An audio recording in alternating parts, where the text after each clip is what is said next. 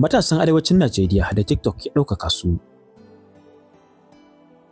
Na farko shine Young Alaja, Ahmad Young Alaja da Yabo, wanda aka fi sani da Young Alaja. Shi ne wanda ya fi kowa yawan mabiya a dandalin daga yankin. Ya yi fice ne ta hanyar wallafa bidiyoyin karatun Alƙur'ani mai girma da kuma sakonnin wa'azi.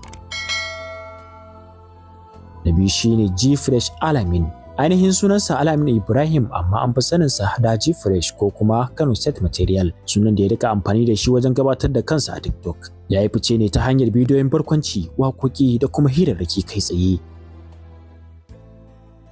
Ta uku ita ce Murja Kunya. Murja Ibrahim Kunya na cikin fitattun mutane a TikTok saboda yadda ta yi ƙaurin suna a shafin da tarin mabiyanta. A shekarun baya hukumar Hizba ta jihar Kano ta taɓa gurfanar da ita kan zargin wallafa bidiyoyin da ta ce sun saba wa tarbiyya da ƙa'idojin zamantakewa.